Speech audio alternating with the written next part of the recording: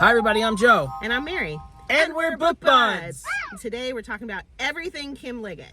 So this is somebody that we read a while back. We read The Grace Year. And I feel like it was like at least 2 years ago that we read this book. We both loved it. And it was a standalone story. And we were like, maybe we should read some more of her stuff. So I looked and she only had like 4 or 5 more books on her inventory. And I was like, well, let's each pick one.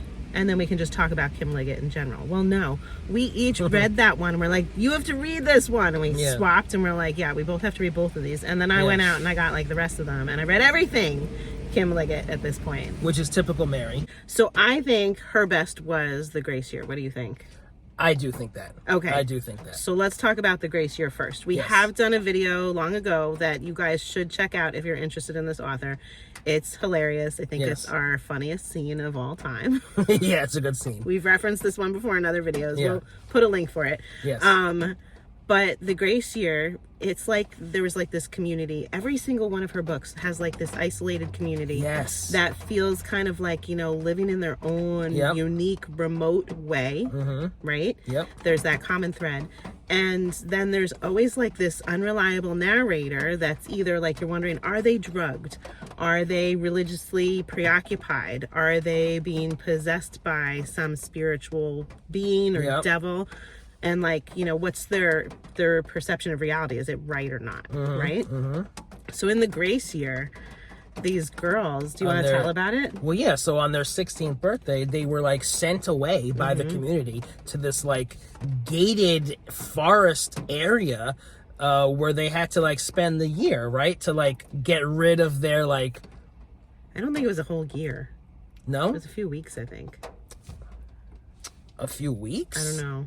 Well, okay, so maybe the details are a little bit blurry. It was 2 years ago we read it. I feel like she had to spend some time there. Yes, and it was they a had long to, period of time. Like, what was the point? To get rid of their, like, womanhood or their I don't know. I felt like they were going through their period there, and they were, like, supposed to, like, come back a refined woman, like changed in some way. Yeah. Right? Yeah. But instead, they go away, and they're locked in this area, and they become, like, animals, and they're all losing their minds, and they're all trying to kill each other. Oh, yeah. And they're, like, getting more and more delusional and paranoid and crazy, and you're like, oh, my God, what's happening? Why is this happening?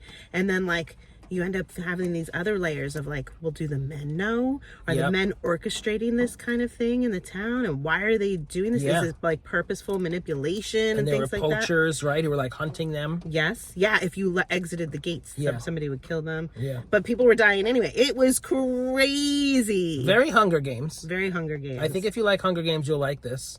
And like, you know, don't expect happy endings with this author. And Mary loves happy endings, but I was actually okay with that unhappy ending. Yeah. She left it still okay in a certain way. Yeah. You know? Yeah. So it was so good that we were like, all right, we really need to read some more of this author. Right? So Mary, what was your second favorite? Because I know I have one. Probably The Last Harvest. We agree. Oh, really? Yeah. This was my jam. Yeah. Loved this book. It was good. So this one also was very creepy.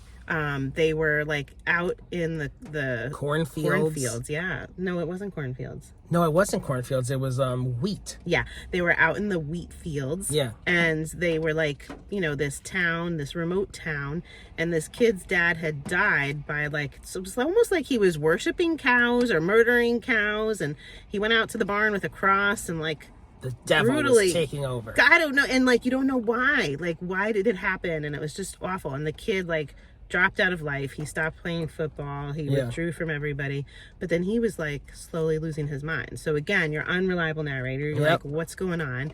In here, he'd be having like these dreams or these visions. And I marked this page because it was one of the early like dream vision things that he had. And he had a young sister that he called Noodle. Yes. And so he's having this vision of her like swinging on a swing, and like, you know, it's like the lone child swinging on a swing in the fields, right? And she's like singing a song, creepy. She's singing a song that's like real eerie, and then she ends it, and she's at the end, she's suckling from a dead calf, and he gasps and he says, "Noodle," and she sits up, dripping from her mouth, and she says, "He's coming." It was so creepy. It's like, Yeah. who's coming? You know, the And they devil's said he's coming often throughout this all the book. time. And that song is very important. Yes, but the song, you can't say anything about the song. Can't. I No, know, it's that's all I'm saying. spoiling. So she's singing this song throughout this whole book, and then at the end, like, they tell you the song, and I'm like, oh my God. Yeah. It was really creepy. I loved this book. And it was so good. I don't like scary. Like, I don't like when there's somebody in my house that's waiting to kill me, or somebody that's stealing, like, my family members or something like that. That kind of book I don't like. But this, with, like, wondering, like, is this going on in his head? Yeah. Is this a reality? Like, is this a spiritual, like, weird intervention? Like, non-reality? Like, what is this? I loved it. I can totally handle that kind of eerie creepiness. And him and a few of the other friends, they were like children of like the first settlers in this area. And there's something about that you have to pay attention to. Yeah. And, you know, the devil is here. Yeah. He's at work. If you've read one of Kim Liggett's and you want to read another, read this one for sure. Yeah, and I told Mary that I really liked this one because it had a male protagonist. Yes. I feel like I'm always reading about females, and when you read about male characters, I feel like it goes in like another direction, whether or not I'm just like bored. Yeah. I liked this one a lot. So, and you got bored with one of her other ones that had a female protagonist. We'll talk about that later. I like that one, but whatever. But yeah, it was great. We love it. Yep. Recommend it. So then what was your next favorite? Well, Is that my the next order we're going to go in? my next favorite was The Yeah, Unfortunates. I agree. Oh, you do? Yeah. We're doing good here. All right. So this was a little bit different. It's a shorter book. It was really cool though. So again, it's about a young man, and I don't know how much to say because there's a lot of spoilers in the beginning. So, but he goes to the cave. he has a car accident. You know that. Can we say that? You can say that.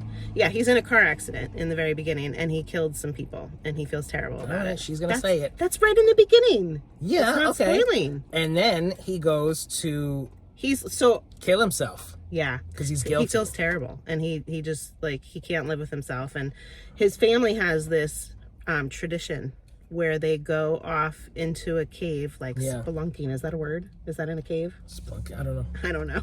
Did you make that up? I've heard. Was it in the book? You haven't heard of spelunking? Spelunking? Yeah. Spell it.